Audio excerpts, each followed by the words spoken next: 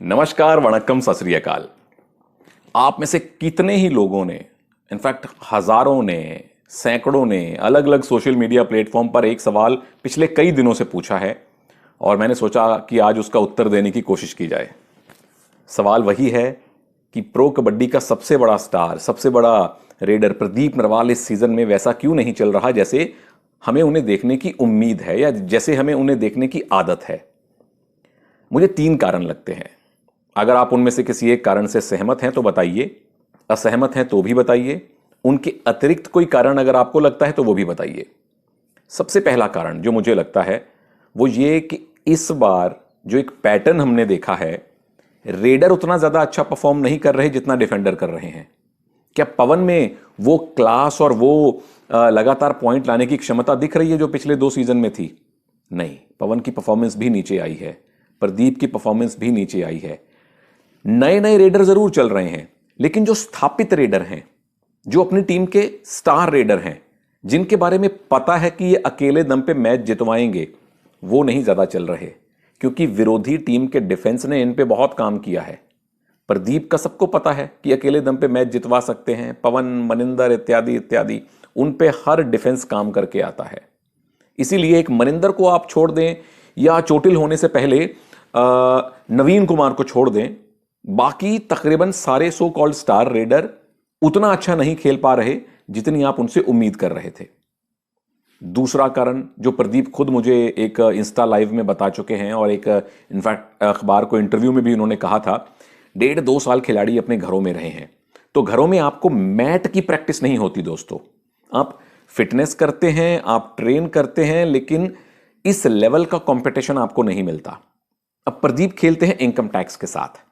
Income tax की team या तो नेशनल्स में आएगी या इंटर डिपार्टमेंटल गेम्स में खेलेगी, और किस लेवल तक पहुंचेगी, क्वार्टर फाइनल, सेमीफाइनल या फाइनल।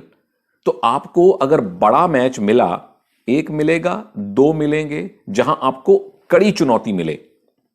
अगर आप शुरुआती लीग स्टेज में खेलेंगे तो उन टीमों के खिलाफ खेलेंगे जिनका डिफेंस बहुत ज्यादा बड़ा नहीं है, तो आपको उस लेवल का कंपटीशन नहीं मिलता, आपको उस लेवल की तैयारी नहीं मिलती जो प्रो कबड्डी में आपको फेस करनी पड़ती है। तो बड़े बड़े खिलाड़ियों को भी लैक ऑफ मैच प्रैक्टिस प्रभावित करती है। तीसरा कारण मुझे यह लगता है कि अब प्रदीप की उम्र भी बढ़ी है, उनका रोल भी बदला है।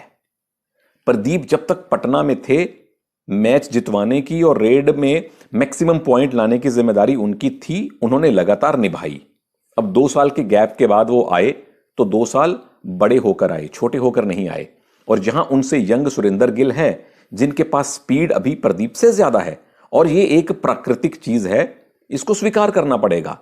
अजय ठाकुर जो सीजन 1 में उनकी स्पीड थी, वो सीजन 8 में नहीं है। राकेश कुमार जब वीवो प्रो कबड्डी में आए सीजन 1 में, उससे पहले वो 2 एशियन गेम्स खेल चुके थे। तो हर एक खिलाड़ी बढ़ती हुई उम्र के साथ स्लो होता है, स्पेशली रेडर्स। इसीलिए कोच अपना प्लान भी तैयार रखते हैं। अब आप ये देखिए, जिन जिन मैचेस में प्रदीप नहीं भी चले, वो भी बहुत सारे मैच यूपी ने जीते हैं क्योंकि सुरेंद्र गिल चले, उनकी डिफेंस चली।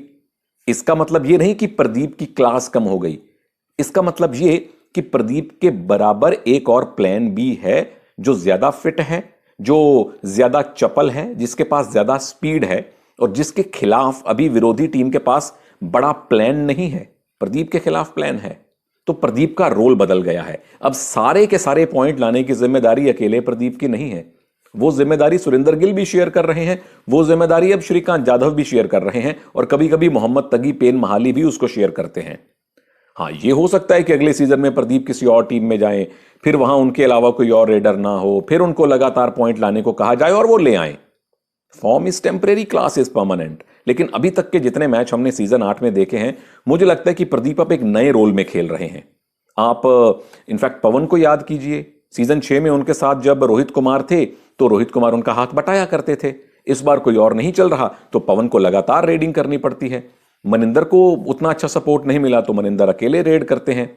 पटना को देख लीजिए, मोनू, सचिन, पीके राय तीनों लगातार रेड करते हैं, तीनों ने अपनी जिम्मेदारियां बांटी हुई हैं। हरियाणा में रोहित गुलिया, विकास कंडोला और मीतू में जिम्मेदारियां बटी हुई हैं। तो जैसी टीम है वैसी आपकी जिम्मेदारी बनती है। यहां प्रदीप की जिम्मेदारी अकेले चलने की नहीं है, यहां उनकी जिम्मेदारी अपने साथी सुरेंद्र गिल के साथ चलने की है। तो ये एक कारण है कि प्रदीप को उतनी ज्यादा रेड भी नहीं मिल रही और उनको उतने पॉइंट भी नहीं मिल रहे, क्योंकि जब वो पटना में थे तो अकेले स्टार रेडर थे, तो 40 में से 30 रेड, 35 रेड वो करते थे, 25 रेड वो करते थे। अब 2 रेडर और हैं जो अच्छा चल रहे हैं, तो रेडिंग बटेगी। ये कारण मुझे लगते हैं कि प्रदीप के ना चलने के हैं, और तीनों जो कारण मैंने बताए, तीनों का अपना अपना एक रोल है। तो किन कारणों से आपकी सहमति है बताइए, किन कारणों से आपकी असहमति है वो भी बताइए, या और कोई कारण अगर आपको लगते हैं कि प्रदीप उतना अच्छा नहीं कर पा रहे जितना हम उनसे उम्मीद करते हैं वो भी बताइए, और क्या सुनना चाहते हैं वो भी बताइए। बाकी टाई पहनूं अगले मैच में कि ना पहनूं? Good night.